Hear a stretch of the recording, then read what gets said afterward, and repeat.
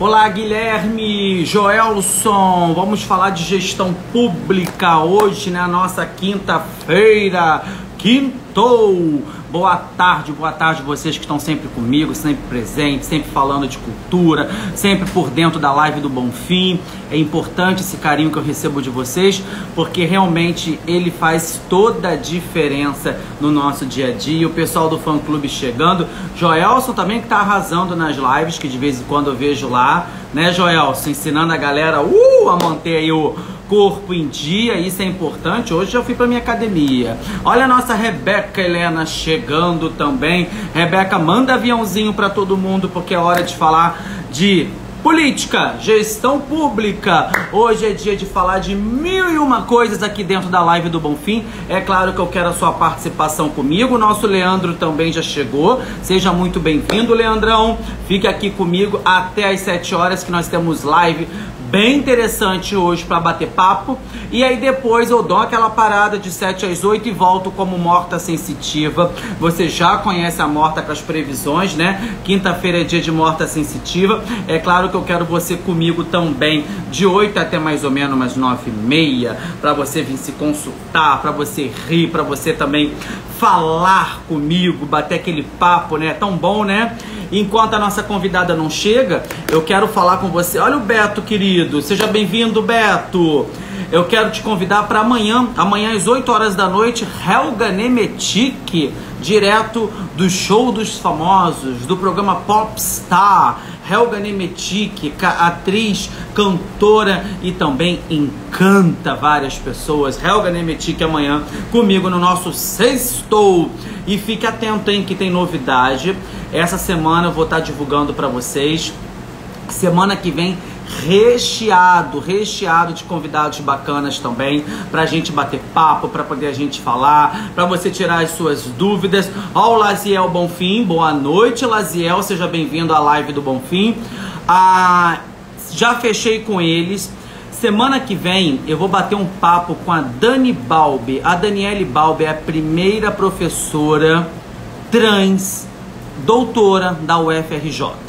Então eu quero você comigo, e essa live pra lá de especial será no dia dos professores, quinta-feira que vem. Ô, maravilha, às 18 horas. Eu vou botar no calendário que eu sempre divulgo no domingo, e aí você fica por dentro. Olha a nossa Sandra Mara maravilhosa chegando aqui, o nosso Vinícius Cortes também. Nós vamos falar, olha aí a galera chegando, nós vamos falar de política pública, nós vamos dessa cidade, a cidade maravilhosa, que nós precisamos debater, que nós precisamos conversar, que a gente precisa colocar os pingos nos is.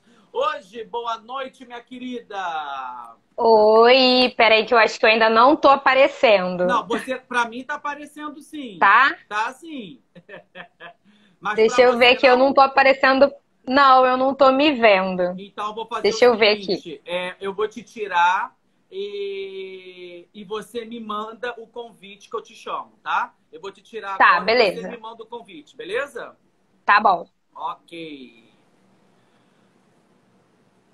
Olha só, Mia Andrade 17, seja bem-vinda.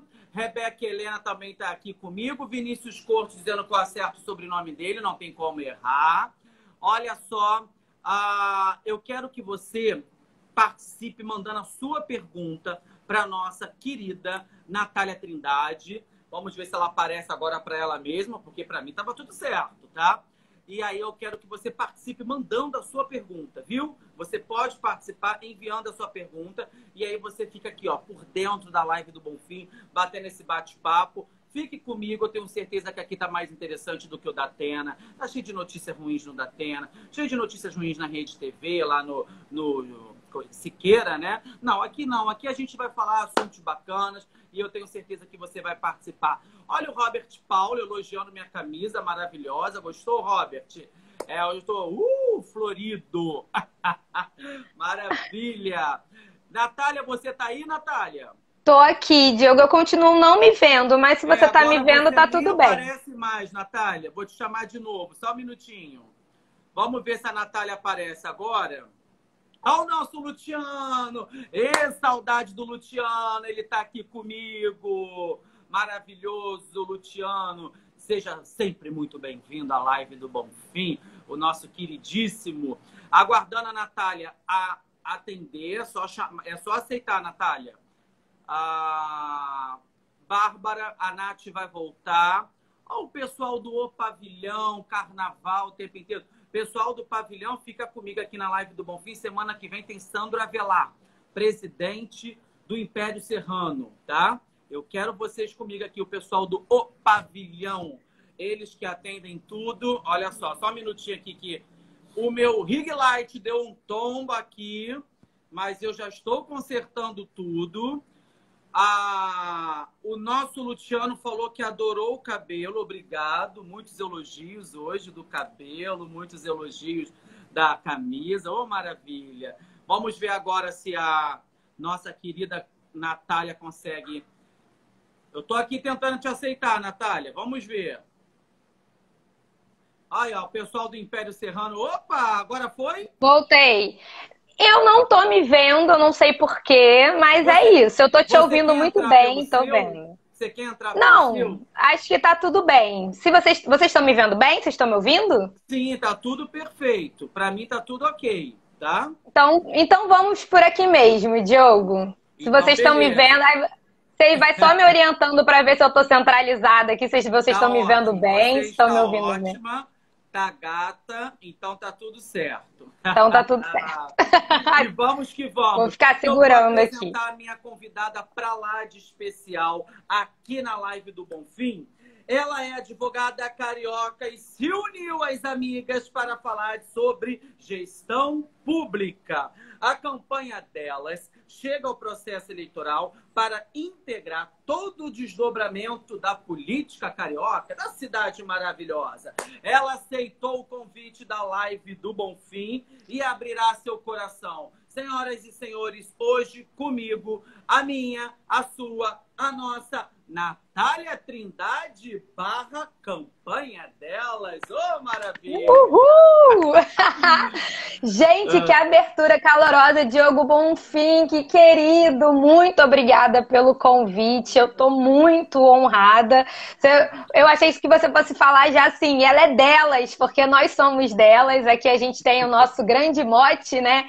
Que o Rio é delas, a galera já tá subindo a hashtag aí, que é a nossa tag da campanha, o Rio é delas. Ele não é só meu, não é só seu, ele é nosso, ele é delas. Exatamente nesse sentido, Diogo, de que a gente precisa fazer uma cidade a partir de uma perspectiva feminina, feminista e de um entendimento de que se as mulheres elas ocupam esses espaços, se elas ocupam esses espaços, a gente pode fazer uma cidade boa para todo mundo, né? Porque a mulher, ela é maioria da população e ela pariu a outra parte, né? Então não tem como dar errado. Oh, maravilha! E vamos lá. Quando nasce a campanha delas? Quando e de onde surgiu a ideia, a concepção da campanha delas? A gente, no início do ano, Diogo, estava pensando muito como seria a política para esse ano, as eleições. E a gente tinha já uma candidata, né, na nossa cabeça, a Dani Balbi, que foi uma mulher preta, trans, professora da UFRJ, doutora, que foi candidata a deputada estadual há 2 anos atrás. E para a gente é uma mulher muito importante. Muitas de nós são amigas delas, eu e a Bárbara principalmente. A gente é amiga delas há bastante tempo. Só que em uma concepção conjunta, a gente pensou, e foi uma proposta inclusive da própria Dani, ela falou, eu não quero estar sozinha, quero fazer, se for para fazer, quero fazer junto com vocês. E depois disso virou a campanha delas numa perspectiva, inclusive o D de Dani, porque a gente ficou assim, vamos englobar, vamos somar, vamos construir isso aqui junto. Mas tem que ser coletivo. A gente nunca pensou o contrário. E aí a gente foi amarrando essa composição. Nós somos mulheres que já se conhecem há bastante tempo. Eu tenho 8 anos em movimento social, conheço a Bárbara desde o início da minha militância. As meninas, a gente foi se conhecendo conforme elas foram entrando para o movimento social. Elas são mais novas, mas sim, a gente já tem essa vivência nos mesmos espaços de militância do movimento estudantil, do movimento social, movimento de mulheres. Então, uma coisa foi levando a outra. E eu vou te dizer, assim, eu pelo menos, na verdade, acho que as 4 meninas, a gente nunca pensou em ser candidata a nada, apesar da gente já ter sido e ocupar os lugares da política de movimento social. Mas ser candidata a vereadora é muito difícil, é um desafio muito grande ocupar esses espaços da macropolítica. E a gente pensou assim, olha, só dá para fazer se for junta, porque separada é um desgaste muito grande e a gente quer essa construção de um projeto de agora para frente com mais mulheres, com mais sim, pessoas, porque a gente nunca tá sozinho, né, Diogo? A gente nunca tá sozinho. Essa ideia de projeto individual é algo que serve para qualquer pessoa, mas para nós não serve. Então, é daí que surge a ideia da candidatura coletiva. Ô, maravilha! Para você que está chegando agora, essa é a nossa querida Natália Trindade, que está aqui explicando quando surge a campanha delas, mas nós vamos entrar agora nos assuntos que todo carioca quer e precisa saber. Primeiro que eu separei é a questão da educação. A educação, você sabe, é complicadíssima na nossa cidade, só que nós estamos enfrentando um período de pandemia e a maior parte das escolas ainda não reabriram e não possuem condições para reabrir. O que passa na cabeça da Natália, da campanha delas, com relação à educação? Sabemos que teremos um ano totalmente atípico, 2020, mas que 2021 também pode ser um ano bem problemático. E aí, como solucionar a questão da educação dentro dessa realidade?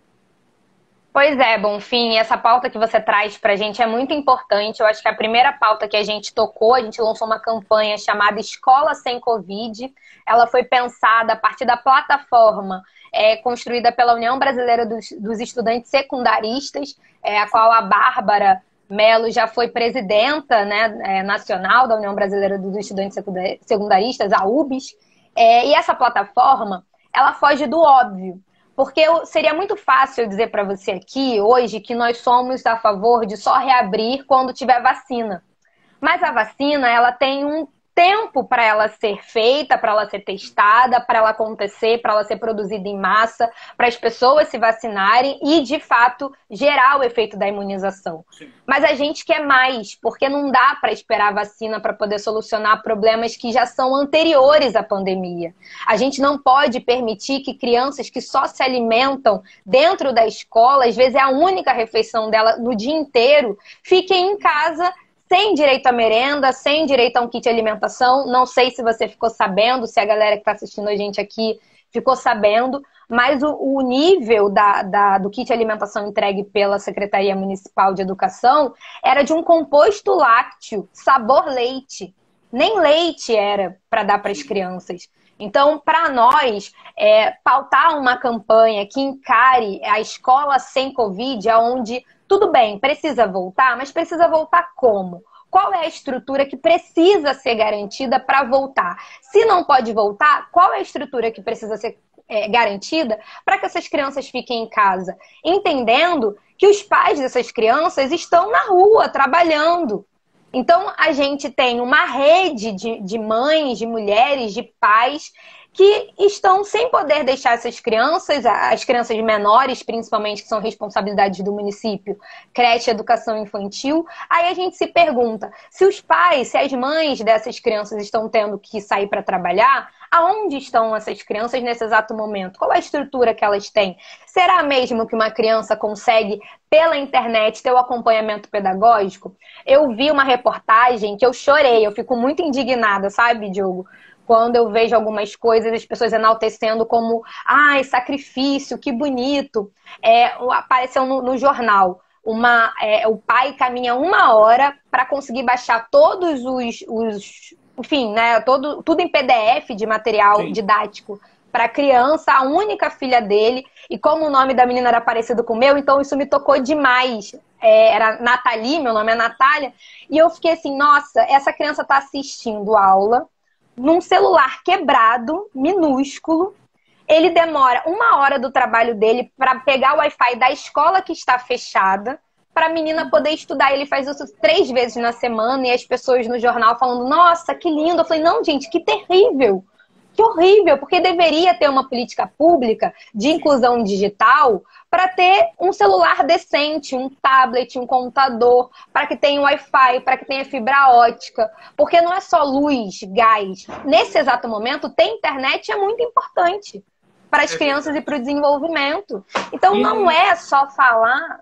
Sim. Só sobre... A gente não pode encarar dessa forma, sabe, Bonfim? A gente precisa cobrar do município que haja políticas públicas, que tenha merenda, que entreguem de fato cesta básica, que não só um kit alimentação, que o cartão alimentação, que foi um termo de compromisso da prefeitura com a Defensoria e o Ministério Público, seja pago, entendendo que é um valor irrisório de R$ 54,00 que não paga nesse exato momento uma cesta básica, com arroz, feijão, óleo, que está caríssimo, né? O arroz então, que nunca teve tão caro, né? Artigo de luxo. Nunca teve tão caro.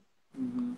E outra coisa que eu queria te falar também entra na questão dos professores, lembrando que na próxima quinta-feira é dia dos professores, e os professores também estão sofrendo com essa pandemia toda, não só pela própria pandemia, mas eu acho que o professor nunca trabalhou tanto quanto agora nesse período pandêmico, né? Porque você precisa ter internet boa, que não é realidade de todos, né? Um aparelho bom, bacana. Você precisa se dividir aí quem é pai, quem é mãe, dando atenção aos filhos, dando atenção a quem mora dentro de casa. A plataforma que na maior parte das vezes não atende aquela demanda. Enfim, os professores estão sofrendo muito.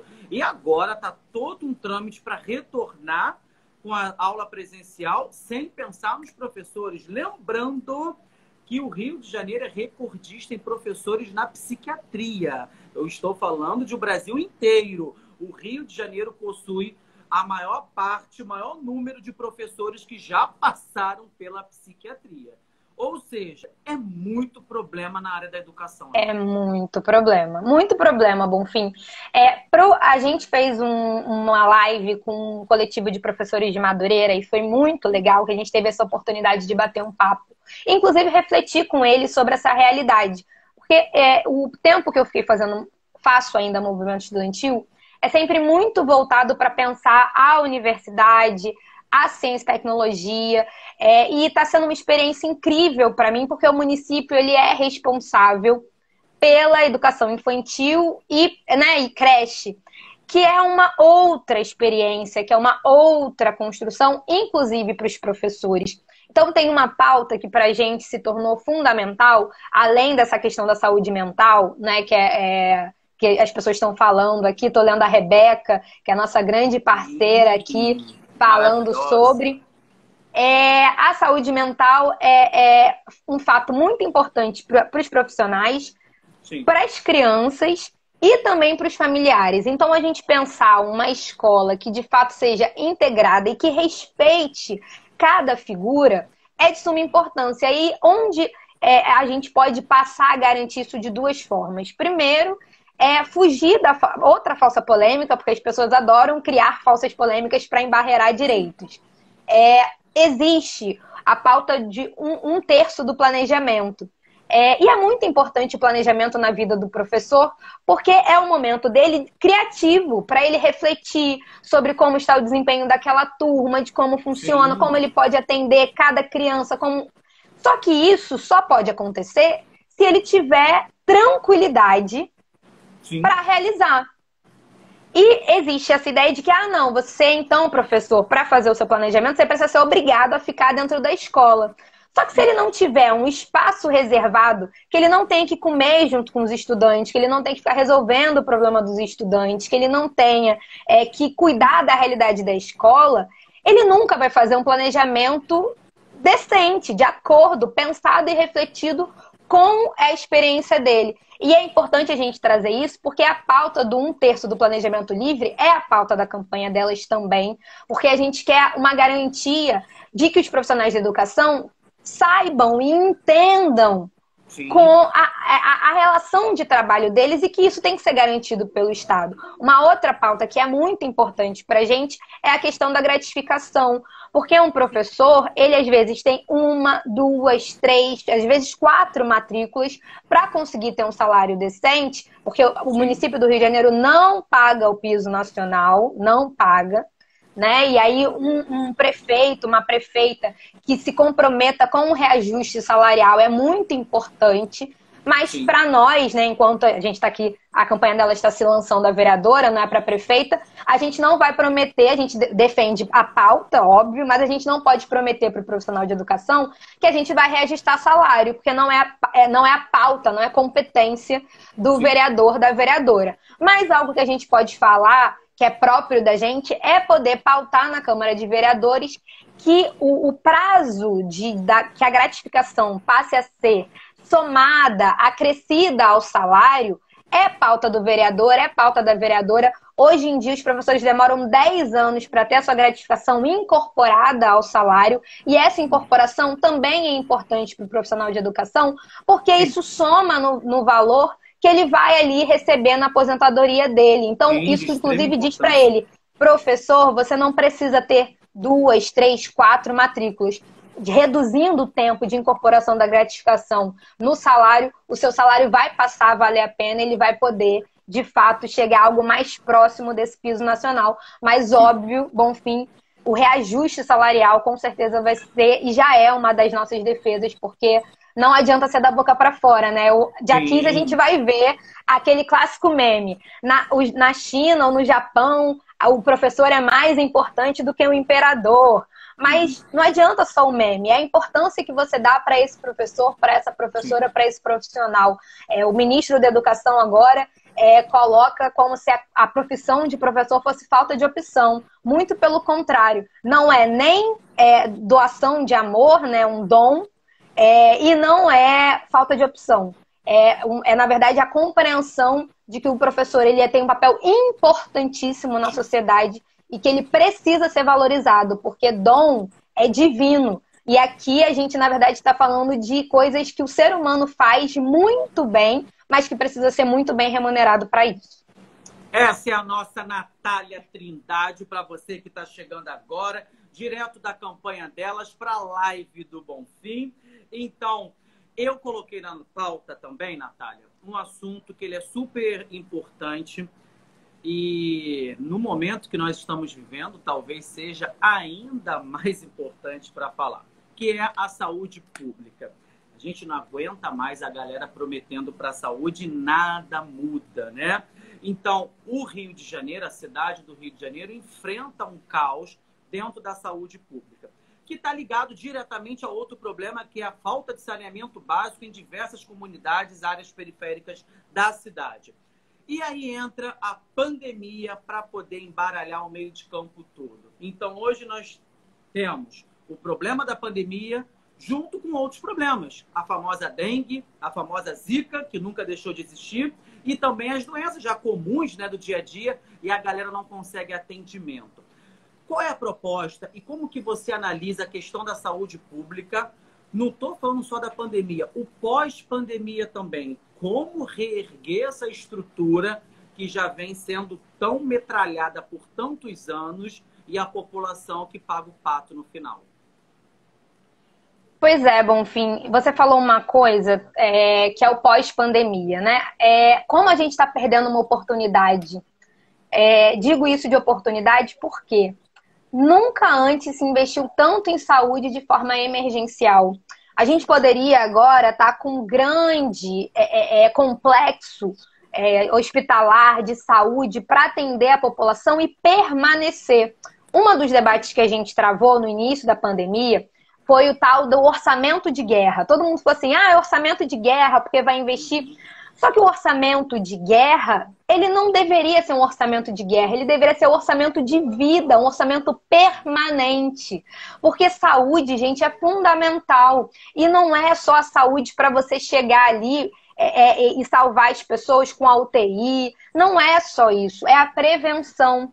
A gente poderia agora, nesse exato momento, estar pensando que no pós-pandemia a gente vai ter teria, né, se a gente não tivesse escandalizado com os casos de corrupção com o dinheiro da saúde, que um grande complexo hospitalar no Rio de Janeiro, a gente tem a Fiocruz, que é um dos institutos mais importantes no quesito prevenção, de produção de vacina. E aí o governo, ao invés de investir, construir uma grande rede que vincule os hospitais estaduais, os hospitais municipais, a rede federal e faça esse diálogo, simplesmente a gente vê um grande escândalo que é o CIGEG não funcionando. Então, uma das coisas que a gente pauta, né, com essa perspectiva analisando, né, a questão da saúde no município do Rio de Janeiro em específico, primeiro entender que várias unidades básicas de saúde foram fechadas ao longo desses 4 anos. Muitos profissionais foram mandados embora. As OS, as Organizações Sociais da Saúde, são uma vergonha nacional e aqui no Rio municipal, estadual, onde desvaloriza o profissional da saúde, desvaloriza o paciente e coloca todas as pessoas que precisam dessa relação, né, paciente-médico numa situação precária, completamente precarizada. Então aqui a gente precisa pautar fim das OS, a gente tem fundações de saúde públicas, fazer concurso é muito mais barato do que você terceirizar o serviço. Isso garantir a entrega de remédios gratuitos. Essa política da farmácia popular tem sido muito atacada e a gente ainda vive num país onde as pessoas morrem de uma doença que ela é uma doença que já tem cura, que é a hipertensão e a diabetes. Então, só para a gente pensar que o problema que a gente está vivendo agora, o buraco é muito mais embaixo. Então, a gente precisa pensar que a gente, infelizmente, está perdendo uma grande oportunidade nesse período de pandemia de aprimorar os nossos serviços hospitalares, da gente valorizar os nossos profissionais de saúde, não só batendo palma na janela e fazendo post, mas cobrando de fato e escolhendo políticos que têm um compromisso com essas pautas que eu te falei. Enquanto vereadora, qual é o papel que nos cabe? Ir fiscalizar. Ir dizer que não tem guardiões que vai impedir a gente de entrar no hospital e desmascarar qualquer coisa estranha que esteja acontecendo dentro de um hospital. Então, entender que a Câmara de Vereadores cumpre esse papel de botar o dedo na ferida, ir lá ver, analisar, anotar e expor que as coisas não estão acontecendo como deveriam acontecer, olhar os contratos, olhar a licitação, é isso que um vereador e uma vereadora precisa fazer. E é isso que a gente está se comprometendo a fazer. Não a gente sabe que não vai resolver, né, Bonfim, num estalo, porque os problemas no Rio de Janeiro são históricos. Mas esse é um primeiro grande passo para que, ainda que hajam guardiões, a gente não vai se curvar a qualquer tipo de guardião, porque os verdadeiros guardiões são aqueles que estão interessados no interesse do povo, em fazer os interesses do povo acontecer. Maravilha! Essa é a nossa Natália Trindade, direto da campanha delas.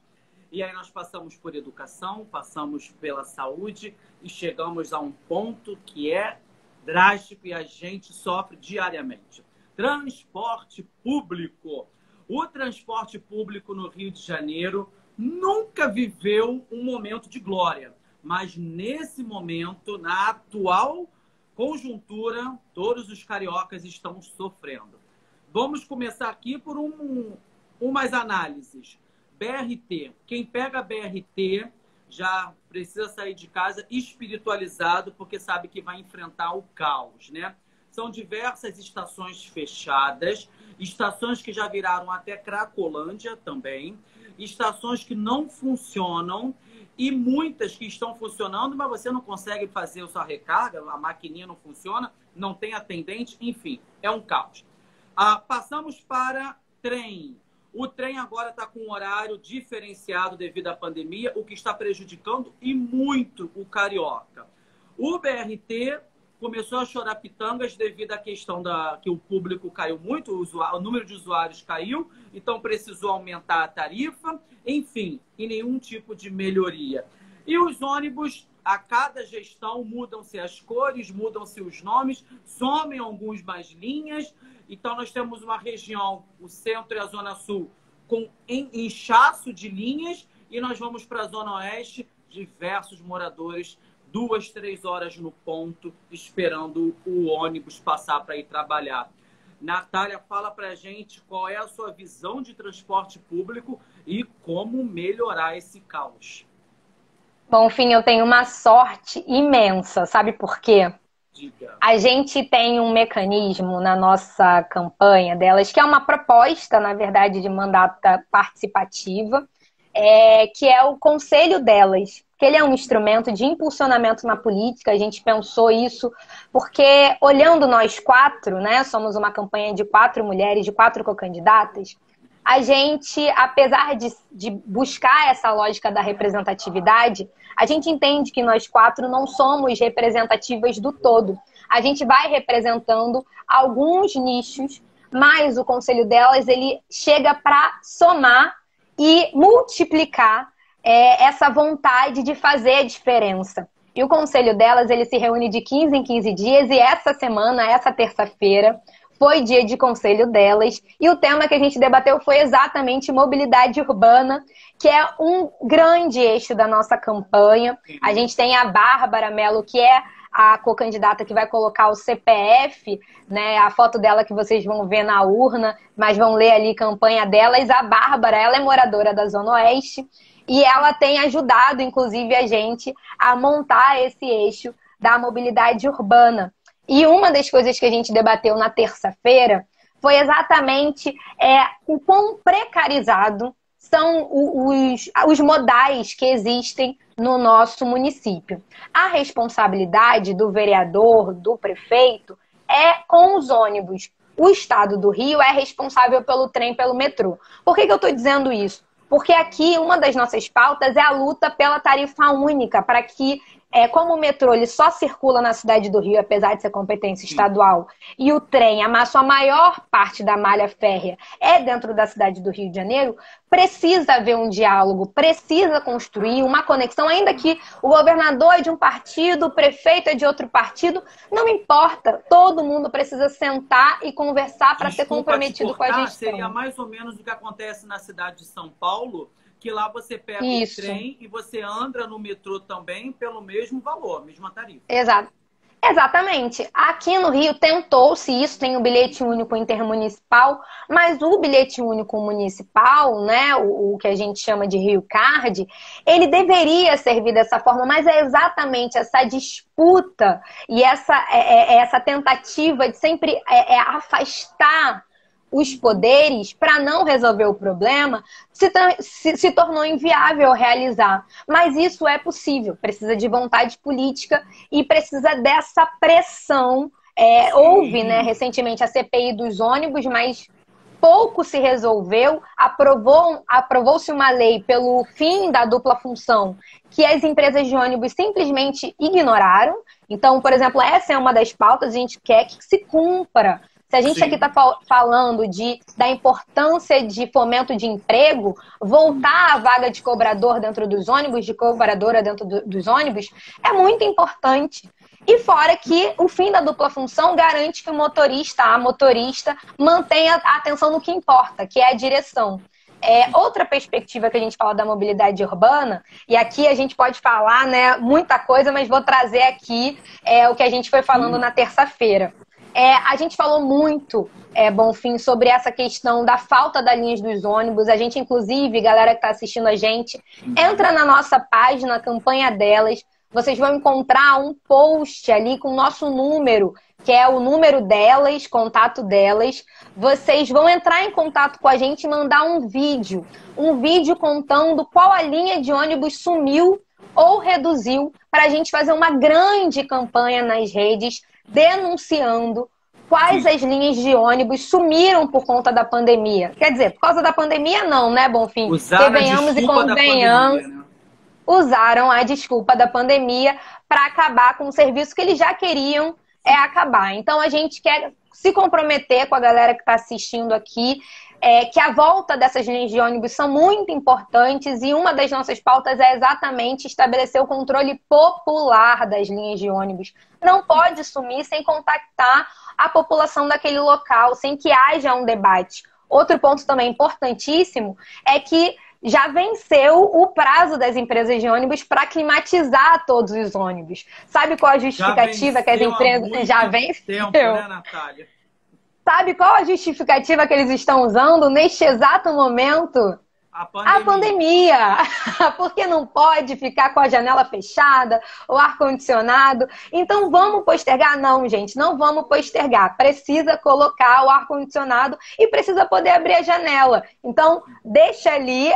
Pode abrir a janela nesse período da pandemia, depois que passar a pandemia, vai passar, vai ter vacina, todo mundo vai se vacinar, vai fechar o ônibus de novo e vai colocar ar-condicionado funcionando, sem goteira, sem precarização, com cobrador, sem dupla função, com um transporte que a gente saiba que horas ele está passando, se ele está atrasado ou se ele não está, com pontos de ônibus bem iluminados, porque qual mulher aqui está me assistindo e não morre de medo, às vezes, de ficar num ponto de ônibus, que às vezes nem a ponta é um poste que está escrito ali, que tem uma placa escrito, que um ônibus, né, na figura de um ônibus. A gente precisa de pontos bem sinalizados, que o BRS funcione de verdade, não seja só uma forma do ônibus não parar e você ficar esperando eternamente aquele ônibus que já demora, que já atrasa. Então, tudo isso está dentro dessa nossa perspectiva. Além disso, da acessibilidade, não dá para a gente encarar os ônibus nesse formato que o degrau é muito alto, as mulheres idosas, as mulheres com deficiência não conseguem subir no ônibus, então falar de acessibilidade, de construir um ônibus acessível é muito importante, pensar e refletir como as mulheres com deficiência utilizam, e é das mais, né, diversidades funcionais, utilizam e podem utilizar de forma independente, garantindo a independência dessa mulher com deficiência, o uso do transporte público. Coisas que são importantes também para a gente falar, que tem a ver com mobilidade urbana. Falar de ciclovia para todas as áreas da cidade, mas não uma ciclovia que vale a 40 milhões de reais e caia, mas uma ciclovia pensar... Todos os anos, né? Não pois aguenta uma ressaca, porque Tim Maia aguentava a ressaca, né? Mas a exatamente. Não aguenta, né? É complicado, né? Exatamente. Mas a gente precisa falar de ciclovia, precisa falar de uma importância de você construir uma política pública em torno da bike, em torno da bicicleta, não só para a Zona Sul, não só para o centro, mas para todos os lados da cidade. Essa cidade é enorme. Todo mundo usa bicicleta, mas a gente precisa de segurança, porque as pessoas morrem andando de bicicleta, porque é muito caro comprar os equipamentos de segurança. Então a gente precisa de política pública para isso, a gente precisa de ciclovia, onde o carro, o ônibus não passe por cima do ciclista. Então, e falar de calçada, não é? Porque muita gente anda no meio da rua porque não tem calçada para a gente andar. Então, o poder público também precisa ficar atento que a acessibilidade, a parte que cabe a ele, dentro da calçada também é importante ter acessibilidade e ter estrutura, né, bem montada para a gente poder transitar pela cidade. Maravilha! Para você que está chegando agora, essa é a nossa Natália Trindade da campanha delas, esclarecendo tudo sobre vários assuntos. Óbvio que o Rio de Janeiro é muita coisa, teria que fazer uma live estilo sertanejo, 4, 5 horas. Mas nós precisamos também ajustar, porque a nossa candidata tem muita coisa ainda para trabalhar durante o dia, que eu acredito que candidato esse período do ano não deve nem dormir. Mas vamos lá. Não tô dormindo nada, mas vai valer a pena. Vamos falar de um outro assunto que para mim é super importante, que é a questão da cultura, né? A cultura no Rio de Janeiro, o acesso à cultura, melhor dizendo, é restrito em algumas áreas, né? Nós temos aí, por exemplo, pegando o gancho de teatros, nós temos aí diversos teatros na Zona Sul, no centro e até na Barra da Tijuca. Mas se você for mais para a Zona Norte e para a Zona Oeste, você encontra um número bem pequeno de teatros e teatros funcionando, tá? E aí, se eu for falar de museus, se eu for falar de... Aí entra na mesma, digamos que na mesma vibe.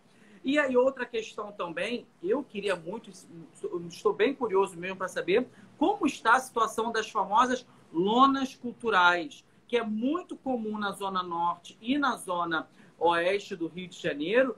Passou a mudar de nome, acho que agora é Arena Carioca e tudo mais. Eu queria saber como que está o funcionamento das famosas lonas culturais. E também nós temos aí o Parque Madureira. Parece que eles iriam revitalizar, ampliar o Parque Madureira. E ali dentro tem a nave do conhecimento e tudo mais. Como que o carioca pode esperar o acesso à cultura de forma mais ampla, mais justa e com um preço mais acessível? Porque eu trabalho diretamente com teatro também, eu sei que não são todas as famílias que podem pagar por aquele ingresso. Não é a realidade de todos os cariocas. E depois que você falar isso, eu vou entrar numa parte que aí a gente vai precisar ficar mais 5 horas, que é carnaval, porque eu sou apaixonado por carnaval. E eu estou revoltadíssimo com o carnaval e tudo que está acontecendo. Mas vamos de cultura, esse lance primeiro. Depois a gente segue para a cultura carnavalesca. Ai, meu Deus, vou ter que me segurar aqui, Bonfim, porque você falou de carnaval, já fiquei nervosa, né? Porque eu nasci numa terça-feira de carnaval, então as pessoas já até dizem, olha, você nasceu no momento certo, é por isso que você é assim. Mas vamos falar de cultura, né? O ponto que você traz, e a gente tem, inclusive, uma das co-candidatas, que é a Madu, o eixo dela principal é tratar da cultura. A gente tem, inclusive, feito plenárias e conversado com uma galera da cultura bem legal. E você tratou de... exatamente nessa linha que a gente vem refletindo o nosso programa, nosso eixo de cultura. Primeiro, reforçar, né, que há um investimento de cultura nesse roteiro dos museus que pega muito o centro do Rio, né? Tá muito posicionado ali. E os teatros que estão meio, né? Vai até o Meyer, que é o Imperator, que é muito famoso, teve um grande investimento de resgate desse espaço. E os principais teatros, eles ficam fora, ficam na Zona Sul, né? Estão longe desse circuito. A gente acaba esbarrando também nessa questão da mobilidade, porque final de semana os ônibus desaparecem, né? Se a gente não acha o ônibus no meio da semana, no final de semana ele não existe. O trem termina cedo. Então, como é que você garante que essas pessoas consigam chegar nesses espaços? A gente pode falar de duas coisas, né? A mobilidade urbana, mas de garantir estrutura dentro desses espaços, principalmente a Zona Oeste, que seria a região da cidade do Rio, com um maior déficit. Eu não vou falar carência, porque as pessoas não são carentes, elas produzem cultura no lugar onde elas estão.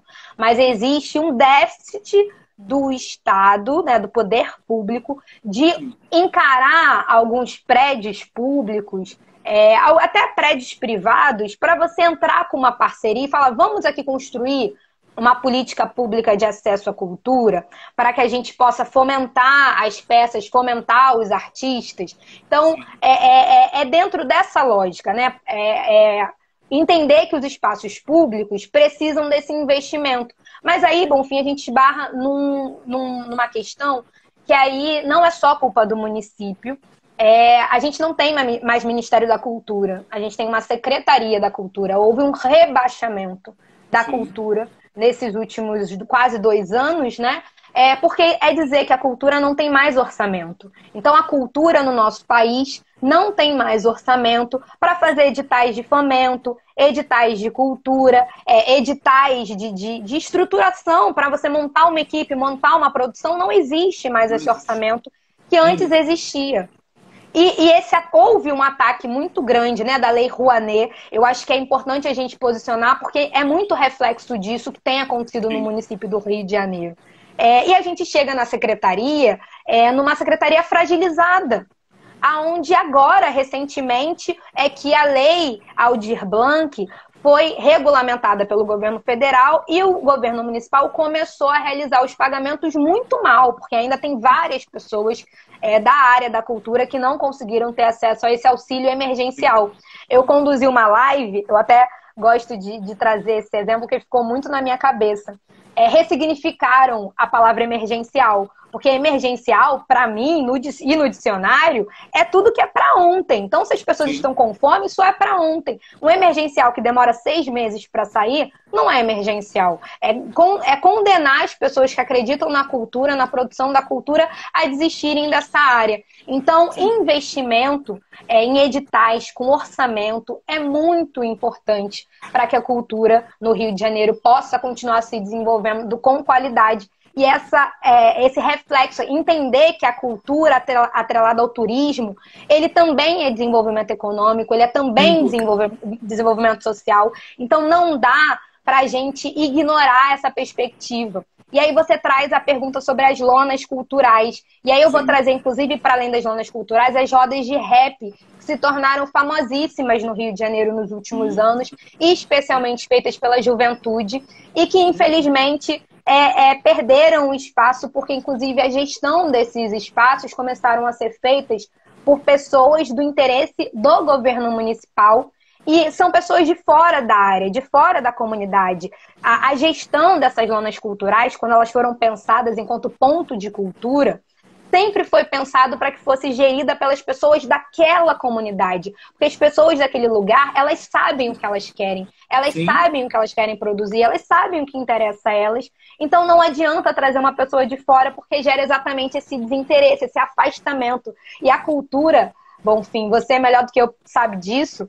Cultura é sobre aproximar, é sobre manter junto, é sobre enlaçar. Então, se a cultura não é gerida e gestada, se ela não se torna esse instrumento, inclusive para as pessoas participarem da política. Quantas pessoas eu conheci em roda cultural, em roda de rap, em pontos de cultura. Ali em Madureira é o baile charme, né? No viaduto de Madureira, o baile charme, né? Pois é, tem o baile charme, tem a roda... Tinha, né? Eu nem sei se tem ainda por conta da pandemia, mas tinha a roda de rap na Glória, né? A roda do Sebastião na Glória. Tinha a roda na Praça 7, tinha o viaduto de Campo Grande. Conheci tanta gente nesses espaços, Bonfim. E é lamentável que a gente não tenha um programa que perceba que a cultura no nosso município e pode ser uma cultura acessível, porque a gente tem vários espaços que podem ser de graça, mas que o Estado precisa chegar junto para que esses profissionais possam subsistir, porque também as pessoas, né? Não é só de rostinho, não é só de close que a gente vive, a gente precisa se alimentar, pagar as contas. E então esse suporte, esse apoio, essa troca é muito importante, mas a gente precisa de um poder público interessado em resolver a questão. Maravilha! E vamos chegar agora, atenção, povo do samba, porque o carnaval, desde o início dos desfiles das escolas de samba, nunca foi tão maltratado como nos últimos 4 anos, né? Pela primeira vez, o Rio de Janeiro tem um prefeito que não entrega a chave ao Rei Momo na sexta-feira de carnaval. Foi o primeiro a fazer isso na história do Rio de Janeiro. E aí nós não temos mais nenhum incentivo para as escolas de samba. Esse ano, por exemplo, 2020, antes da pandemia, nenhuma escola ganhou 1 centavo da Prefeitura do Rio para poder elaborar os seus desfiles das escolas de samba.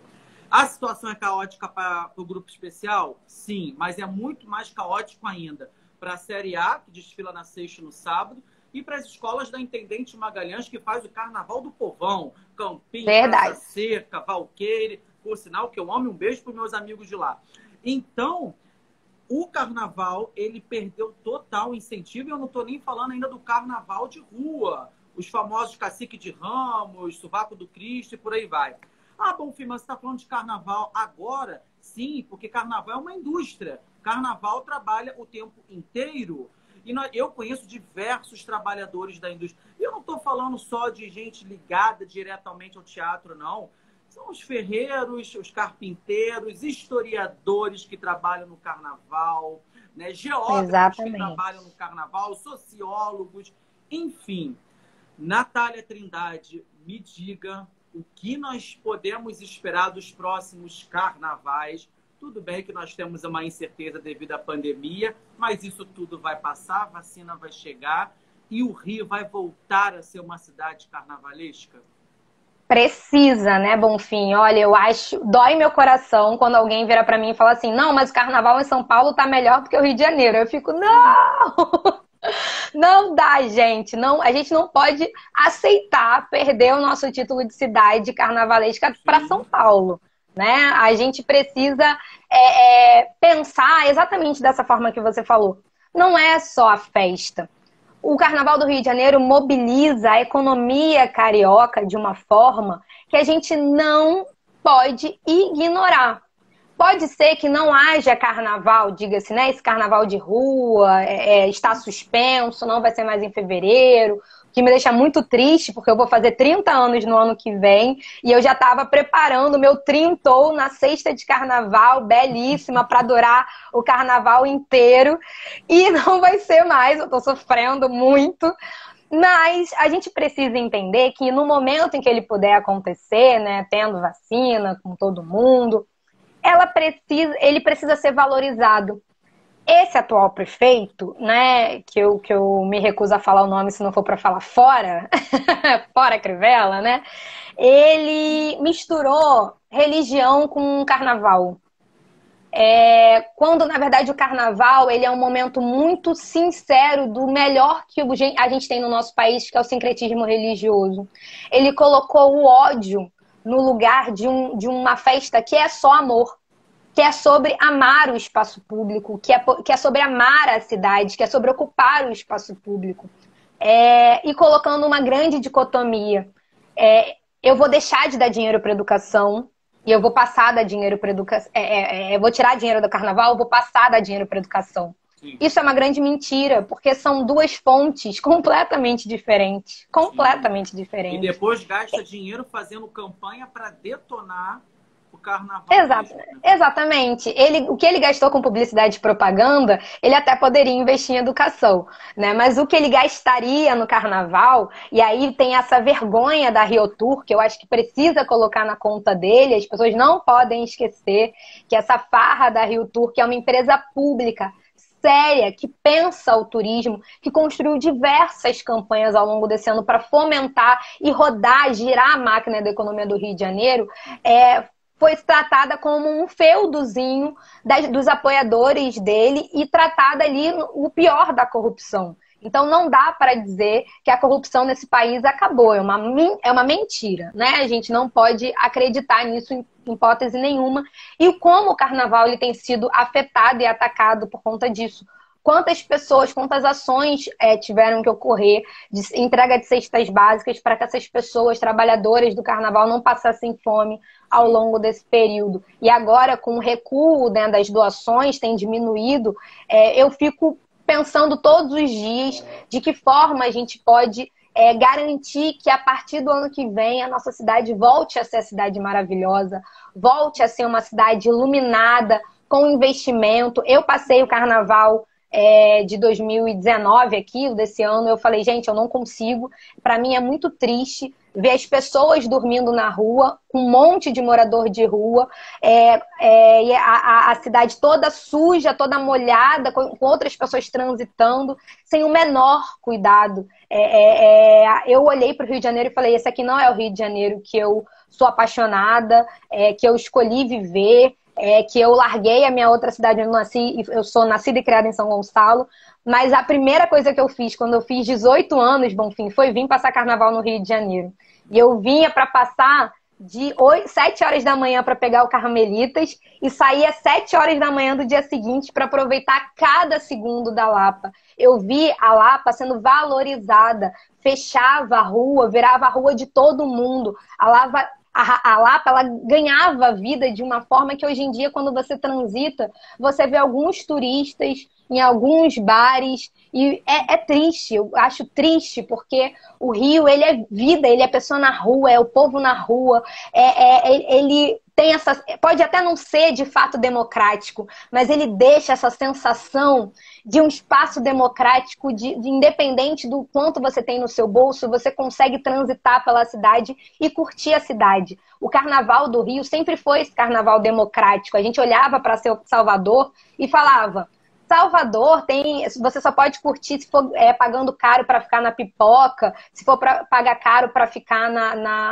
no camarote. Aqui no Rio, não. Você pega o bloco na esquina, você andou mais um pouco, pegou outro bloco. Se você não tiver grana, você consegue assistir lá na Arquibancada 1 os desfiles da Sapucaí. Você pode marcar com seus amigos para ver na TV, você monta um bar, você monta uma festa. Sim. E é triste. É triste demais a gente saber que hoje em dia as pessoas estão preferindo assistir um bloco numa festa privada gastando do que assistir esse bloco na rua, porque não há segurança, não há investimento na cidade, não há banheiro, não há, de fato, o início dessa festa que sempre foi e continua sendo a mais aguardada no nosso calendário. Sim, e aí você entrou num ponto muito importante para a gente começar a fechar a nossa live, infelizmente. É porque você, quando falou que o atual prefeito juntou a questão religiosa, isso foi muito grave, porque isso afetou outros pontos culturais da nossa cidade e de manifestação religiosa. Lembrando que religião e cultura tem tudo a ver quando eu respeito, principalmente, o padroeiro da cidade, quando eu respeito o dia de São Jorge, que também é considerado um padroeiro, né? Verdade. E aí entram outras questões que foram largadas na atual gestão. Não temos mais o incentivo à parada LGBTQ+, a do Rio sempre foi uma das mais aguardadas. Não temos mais nenhum tipo de incentivo à questão do dia de São Jorge, independente da sua denominação, da sua religião, é uma realidade da nossa cidade. O dia de Iemanjá, que sempre teve um incentivo por parte pública, não teve mais. E por aí foi, inclusive, até com o Dia da Consciência Negra, nós já tivemos sérios problemas. Bem, é preciso uma gestão, é preciso um grupo que esteja antenado para isso, porque nós estamos falando da identidade da nossa cidade, né? Pois é, Bonfim. A gente precisa entender, né, que religião, cultura... religião, ela não é algo que... como é que eu posso dizer? Ela não pode ser um empecilho para o todo. Eu não posso impor a você o que eu acredito. Eu posso viver a minha fé comigo mesmo, para que eu possa refletir sobre de que forma eu posso me tornar uma pessoa melhor. Quando eu levo a minha religião para o público, para o político, essa religião ela acaba se tornando opressora. É sobre isso que a gente está falando. A cultura atrelada à religião, ela não pode ser, porque a cultura não permite isso, que seja uma perspectiva de dominação do outro. Na verdade, a religião, quando ela se junta à cultura, e muito porque a cultura ela tem essa premissa da liberdade, né, de incentivar o seu criativo, que você expresse de forma estética o que você tem sentido, né? A religião ela se torna isso quando é atrelada à cultura. Uma manifestação do belo, uma manifestação do que é bonito, uma manifestação do que toca no nosso coração de forma mais singela. Para mim, ter a marcha para Jesus, tá tudo bem. Ter a marcha, ter a LGBTQI+, tudo bem. E isso, os exemplos que você deu... religiosa que o doutor Ivan Santos faz. Pode ter e pode ter tudo, desde que as pessoas entendam que vai ter tudo e vai ter de tudo, e que isso não pode ser falar mal do outro, incentivar o impedimento do outro, proliferar preconceitos, coisas que discriminem e que façam outra pessoa perder direito, porque isso é algo que a nossa Constituição Federal garante. Liberdade de expressão, liberdade religiosa e liberdade de ser quem somos. Então a gente precisa sempre atrelar e entender a religião por essa perspectiva. Tem a sua, é ótimo, faz bem, até não ter nenhuma, desde que isso faça sentido para você. Mas não ache que o outro é menor que você por não ter a mesma religião que a sua. Eu acho que é isso que o Rio de Janeiro sempre significou, sabe, Bonfim? E é muito triste saber que nesses últimos 4 anos a política no Rio de Janeiro vem seguindo o contrário. Mas eu tenho muita esperança e eu construo a campanha delas exatamente para colocar esse foguinho, esse calorzinho no coração de cada um, de cada uma que tem entrado em contato com a gente, de que é possível ser diferente. E não a mudança pela mudança, como o presidente da República que está aí falou na época da campanha. É uma mudança sincera de pessoas que não têm o sobrenome de político, de pessoas que não vieram propriamente da política, desse berço da política, mas que se encontraram no meio da política e que tiveram as suas vidas mudadas por causa do movimento dentro da política. No nosso caso, em sua maioria, foi no movimento estudantil, no movimento de mulheres, mas que aconteceu exatamente por conta disso. Então, para a gente é muito importante dizer isso para as pessoas.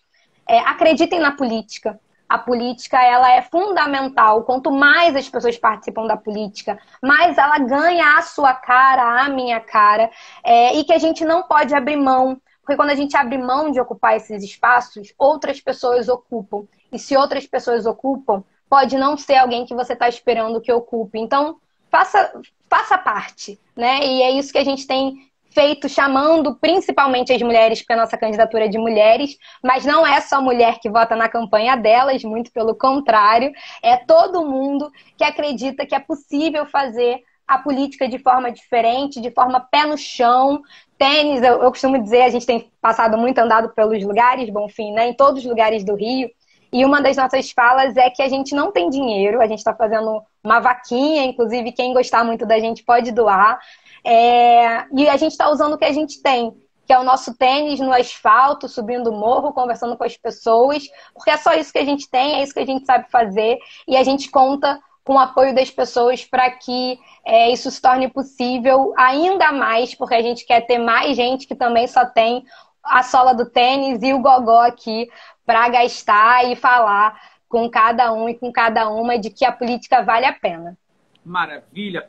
Deixa pra gente as redes sociais da campanha delas, Instagram, Facebook, se tem algum número de WhatsApp que vocês possam passar, ou canal no YouTube, enfim, aproveita o momento. Vou fazer aqui meu jabá, gente, o jabá da campanha delas, é o nosso @ campanha delas. Eu tô aqui hoje, inclusive, pelo nosso Instagram. Tem página no Facebook, tem Twitter, segue a gente, adiciona. Eu não tenho aqui o número do WhatsApp, mas no nosso Instagram tem o nosso número de WhatsApp, então pode mandar mensagem, a gente responde na hora. Qualquer dúvida, quer conhecer mais o nosso programa, quer sugerir ideia, a gente está aqui para construir em conjunto. Você, mulher que está me assistindo, gostou? Quer fazer parte do conselho delas? Se inscreve no formulário, pode mandar mensagem no inbox, a gente coloca você dentro, a gente tem várias reuniões acontecendo, comícios domiciliares, a gente está subindo o morro, descendo, andando, e a gente quer contar com cada uma de vocês nesse projeto. Ele está muito lindo, está crescendo demais.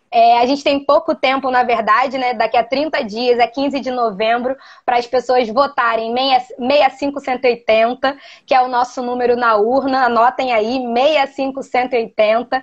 65 porque significa o número das mulheres que defenderam a lei do feminicídio e a lei Maria da Penha, e 180 porque é o número da política pública mais importante de defesa da vida das mulheres. Então, votem consciente, conheçam mais a gente e votem 65180 no dia 15 de novembro. Maravilha, Natália. Natália, eu quero agradecer muito por você ter aceito o convite, por você abrir seu espaço, abrir suas ideias e compartilhar com o meu público e com o seu público. Eu desejo muito sucesso, muito êxito para vocês durante todo esse percurso, durante toda essa caminhada, para você e para as outras 3 meninas que estão à frente da campanha delas.